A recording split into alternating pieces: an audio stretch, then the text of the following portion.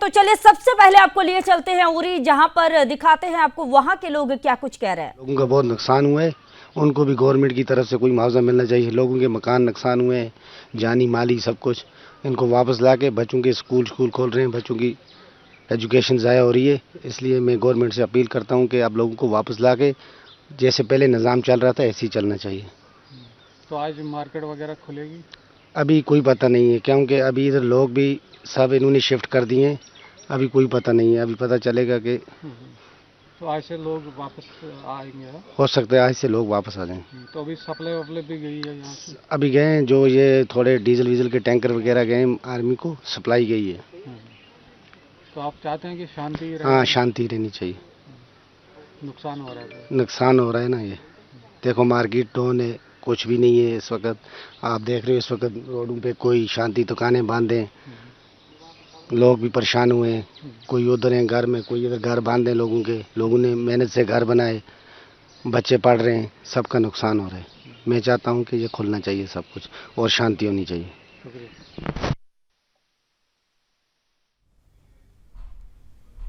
तो देखिए ये उरी से हम आपको दिखा रहे हैं, ये जो तस्वीरें आप देख रहे हैं ये उरी की है, जहां पर जनता ने क्या कुछ कहा। आपने सुना कि जनता कह रही है कि अब जो है युद्ध की स्थिति ना बने, युद्ध विराम होना चाहिए। काफी ज्यादा नुकसान हो रहा है तो नुकसान की भरपाई जरूरी है। जिस तरह से घरों को नुकसान पहुंचाया जा रहा है,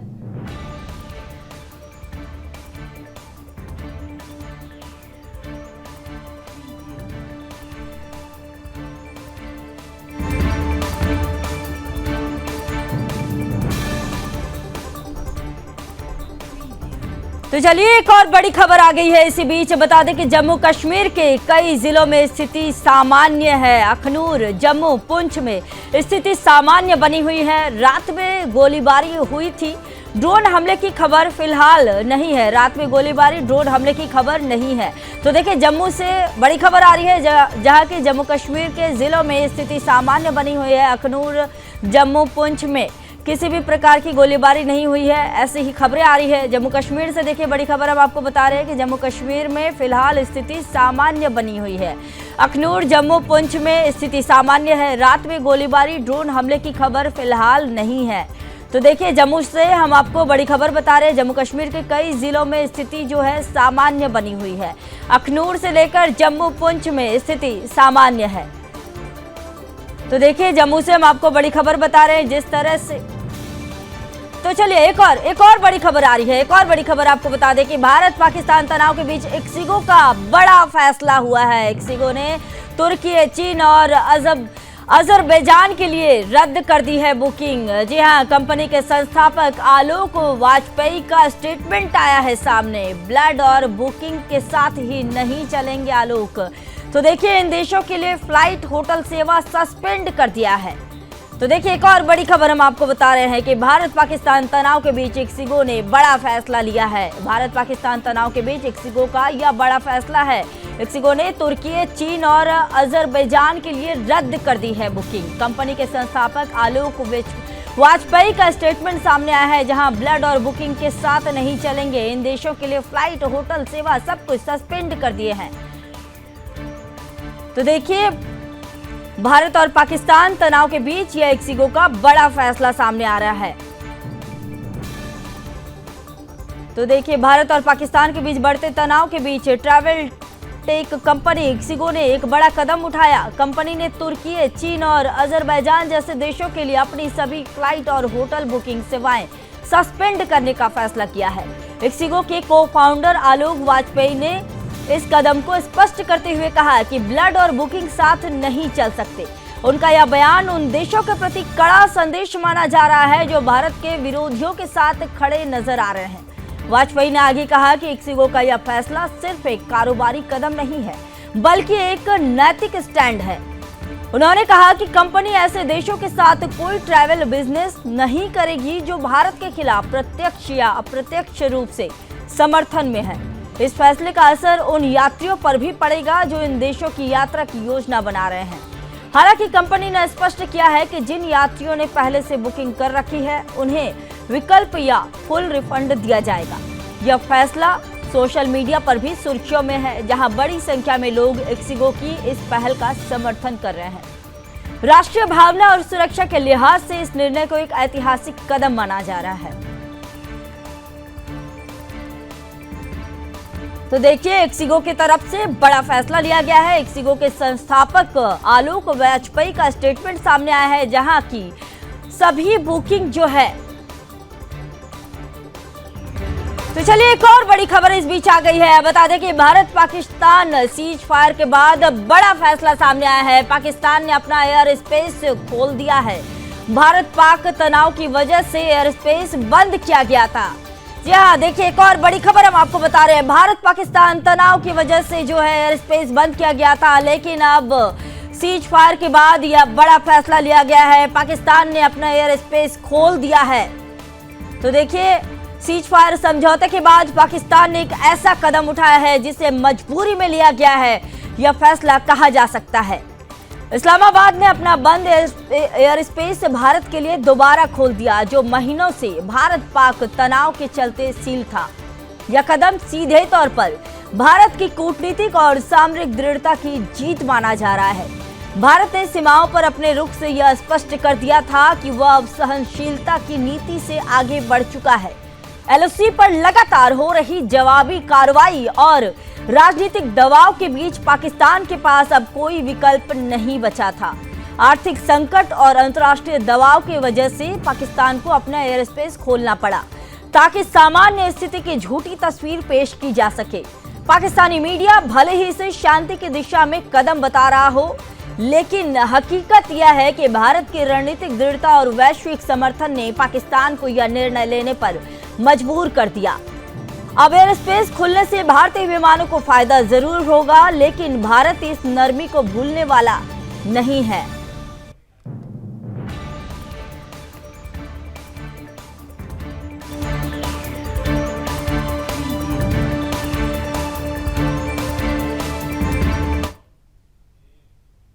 तो चलिए, एक और बड़ी खबर की ओर रुख करते हैं। बता दें कि भारत पाकिस्तान सीज फायर पर जेडी वेंस का ट्वीट सामने आया है।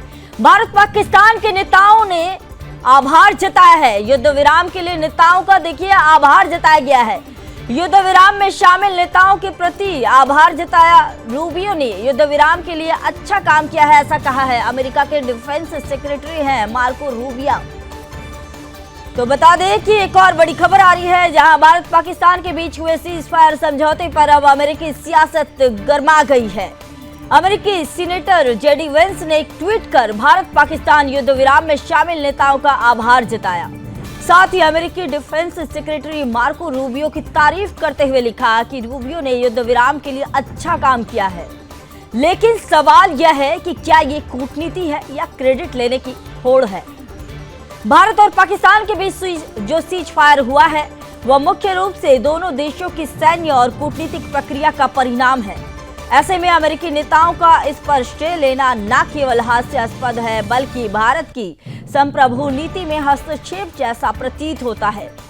मार्को रूबियो जो वर्तमान में अमेरिका के डिफेंस सेक्रेटरी हैं, को इसे युद्ध विराम के लिए शाबाशी देना इस पूरे घटनाक्रम को अमेरिका केंद्रित बनाता है, जो भारत जैसे आत्मनिर्भर राष्ट्र की नीति के खिलाफ जाता है। जेडी वेंस का ट्वीट सिर्फ डिप्लोमेटिक ब्राउन पॉइंट्स कमाने की कोशिश नजर आता है। भारत ने पाकिस्तान के साथ शांति का रास्ता अपनाया है, लेकिन इसका श्रेय विदेशी नेताओं को देना भारतीय नेतृत्व और फोर्सेस की अनदेखी है।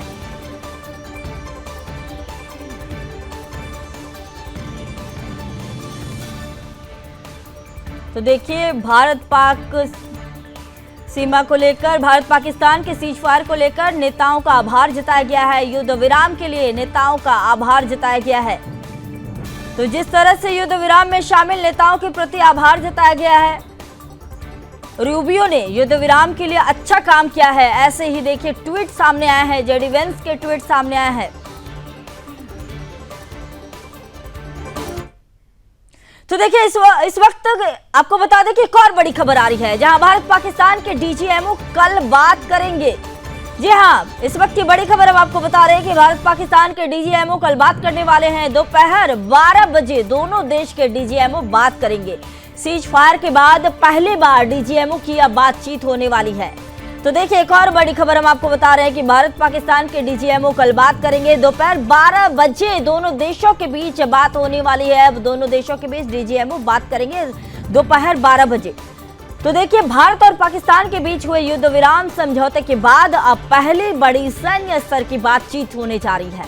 कल दोपहर 12 बजे भारत और पाकिस्तान के डीजीएमओ यानी कि director general of military operations आपस में बातचीत करेंगे। लेकिन ये सिर्फ एक संवाद नहीं बल्कि पाकिस्तान के लिए सख्त चेतावनी भी होगी। पिछले सालों में पाकिस्तान ने कितनी बार सीज फायर का उल्लंघन किया यह किसी से भी छिपा नहीं है। एलओसी पर की गई घुसपैठ, नागरिक इलाकों में गोलीबारी और आतंकी गतिविधियों में उसका हाथ बार बार सामने आया है। ऐसे में भारत के डीजीएमओ इस बातचीत में सिर्फ शांति की बातें करने नहीं बल्कि स्पष्ट संदेश देने के लिए बैठेंगे। सीमा पर एक भी गलत हरकत बर्दाश्त नहीं की जाएगी। भारत पहले ही स्पष्ट कर चुका है कि शांति तभी टिकेगी जब पाकिस्तान आतंकवाद के ढांचे को पूरी तरह खत्म करेगा। डीजीएमओ लेवल की यह बातचीत सिर्फ औपचारिक नहीं बल्कि पाकिस्तान की हरकतों पर निगरानी और दबाव बढ़ाने का असर भी है। इस बैठक को लेकर भारतीय रणनीतिक हलकों में नजरें टिकाई जा चुकी हैं। सवाल यह नहीं कि बातचीत हो रही है, सवाल यह है कि पाकिस्तान कितना टिकेगा। तो देखिए कल भारत पाकिस्तान के डीजीएमओ बातचीत करेंगे। दोपहर 12 बजे दोनों देशों के बीच बातचीत होगी। सीज फायर के बाद यह पहली बार डीजीएमओ की बातचीत होनी है। कल दोपहर 12 बजे यह बातचीत होगी।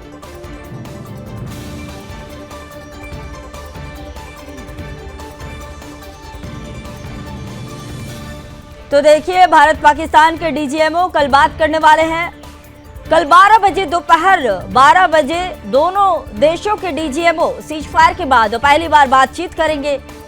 सीज फायर के बाद पहली बार डीजीएमओ की बातचीत होनी है, जहां भारत पाकिस्तान के डीजीएमओ बातचीत करेंगे। और साथ ही देखिए दोनों की बातचीत जो है यह 12 बजे होनी है, क्योंकि जिस तरह से कल से युद्ध विराम की घोषणा की गई, सीज फायर।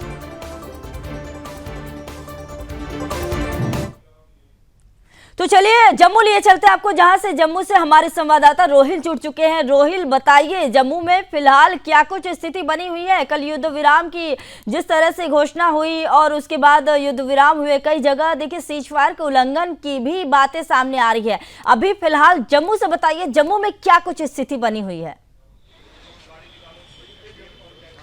देखिए संगीता, अगर कल की बात करें तो कल शाम 5 बजे के बाद जो है यहाँ पर भारत और पाकिस्तान के बीच जो सीज फायर का एग्रीमेंट हुआ था, उसके बाद एक बार फिर से जो पाकिस्तान की नापाक साजिश है वो सामने आई थी, क्योंकि बहुत सारे ऐसे जो एलओसी के इलाके हैं जहाँ पर पाकिस्तान की तरफ से फिर से जो है शेलिंग की गई है। और जानकारी कल रात को जब मिली थी कि जो एलओसी का अखनूर इलाका है वहाँ पर भी जो है भारी शेलिंग की गई है। उसके बाद पूरा जो जम्मू कश्मीर है उसको ब्लैकआउट किया गया है और उसके साथ साथ श्रीनगर में भी कुछ ब्लास्ट उनकी आवाज़ जो है सुनाई दी गई थी। लेकिन पूरी तरीके से अगर सुबह से अभी तक की बात करें तो सिचुएशन अब नॉर्मल जो है वो दिख रही है। अगर बात करें सांबा इलाके की, कुपवारा, ओडी सेक्टर, पुंछ, राजौरी की, तो वहां पर फिर से जो है लोग अपने अपने कारोबार की तरफ जो है वो निकल पड़े हैं और साथ साथ जो बिजनेस एस्टैब्लिशमेंट है वो भी पूरी तरीके से खुल गए हैं।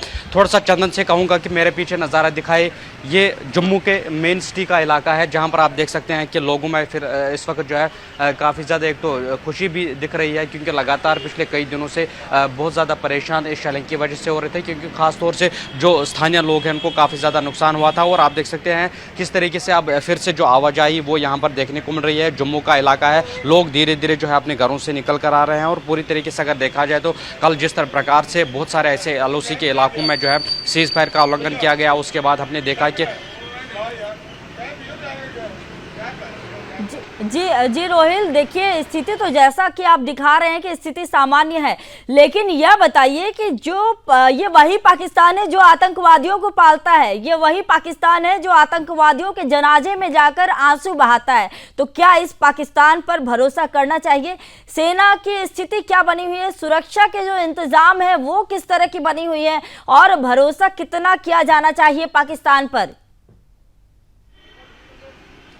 देखिए, अगर भरोसे की बात करें तो मैं आपको ये बता दूं कि जो दुश्मनी मुल्क पाकिस्तान है उन पर कोई भी भरोसा जो है वो नहीं किया जा सकता है, क्योंकि कल हमने देखा जब 5 बजे से जो सीज़ फायर का एग्रीमेंट लागू हुआ, जो यूएस प्रेसिडेंट डोनाल्ड ट्रंप ने भी ट्वीट किया था, उसके बाद अगर देखा जाए तो कुछ ही घंटे बाद सीज़ फायर एग्रीमेंट के बाद लगभग 3 घंटे बाद ही जो है पाकिस्तान की नापाक साजिश जो है कई एक एलओसीज़ पर देखने को मिली। हालांकि श्रीनगर में ड्रोन से फिर से मिसाइल दागने की कोशिश की गई और जो उधमपुर में एयरबेस है वहाँ पर भी जो ड्रोन का मलबा गिरा, जिसके नतीजे में एक जो वहाँ का सेना का जवान वो वीरगति को प्राप्त हुआ। तो कहीं ना कहीं जो दुश्मनी मुल्क है लगातार ऐसी चाल लगातार चल रहा है, उन पर कोई भी भरोसा जो है वो नहीं किया जा सकता है। कल हम शाम को हमने जम्मू में, क्योंकि हम जम्मू में लगातार मौजूद है, जम्मू में कल शाम को हमने बहुत सारे लोगों से बात की, तो उनका यही कहना है कि पाकिस्तान को एक बार फिर से सबक सिखाना चाहिए, क्योंकि वो कभी बाज नहीं आता है। इसका साफ तौर पर यही दर्शाता है कि पाकिस्तान पर किसी तरीके का भरोसा जो है वो किया नहीं जा सकता है। जनता भी चाहती है, देखिए रोहिल, जनता भी चाहती है कि जो है एक बार में निपटा दे और अच्छे से सबक सिखाए पाकिस्तान को। जिस तरह से पाकिस्तान जो है जो आतंकियों को पालता है उसे सबक सिखाना चाहिए। इस तरह से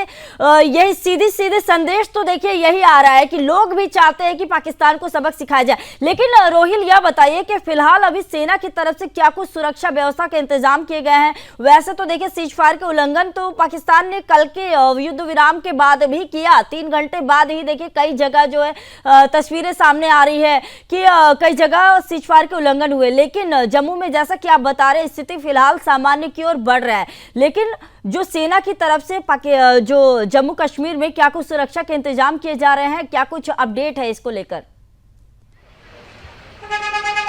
देखिए, जो सेंसिटिव पॉइंट्स है सुरक्षा की नफरी को पहले से ही वहां पर बढ़ा दिया गया है और साथ साथ बीएसएफ को कल जो है जिस तरीके से आदेश मिला था कि बीएसएफ को पूरी तरीके से फ्री हैंड दिया गया था, क्योंकि अगर पाकिस्तान की तरफ से कोई भी अब जो है साजिश एलओसी पर की जाती है तो उसको भरपूर तरीके से जो है मुंहतोड़ जवाब दिया जाएगा। इसके साथ साथ वायुसेना की बात करें, नेवी की बात करें या भारतीय सेना की बात करें, उनको पहले से ही अलर्ट मोड पर रखा गया है। और जो पहलगाम आतंकी हमले के बाद जिस तरीके से सुरक्षा व्यवस्था जो है पूरे जम्मू कश्मीर में बढ़ा दी गई थी, उसके बाद हमने देखा सीज फायर काफ़ी ज़्यादा जो है वहाँ से पाकिस्तान की तरफ से किए जा रहे थे। उसके बाद पूरी सेनाओं को जो है सभी सेनाओं को अलर्ट मोड पे रखा गया था। लेकिन अगर आज की बात करें, अभी यहाँ पर स्थिति सामान्य दिख रही है, मगर जो सुरक्षा बल के जवान हैं उनको अभी भी जो है पूरी तरीके से अलर्ट मोड पे जो है वो रखा गया है। साथ ही साथ बीएसएफ को पूरी तरीके से फ्री हैंड दिया गया है। और अगर बात करें सीमावर्ती इलाकों की, तो वहाँ पर लगातार गश्त जो है वो बढ़ा दी गई है। इस वक्त भी अगर सामान्य स्थिति है, लेकिन उसके चलते भी जो सीमावर्ती इलाके हैं वहाँ पर जो है नफरी बढ़ा दी गई है। वहाँ पर जो अलर्ट मोड पर जवान इस वक्त दिख रहे हैं और सर्वेलेंस में काफ़ी ज़्यादा जो है वो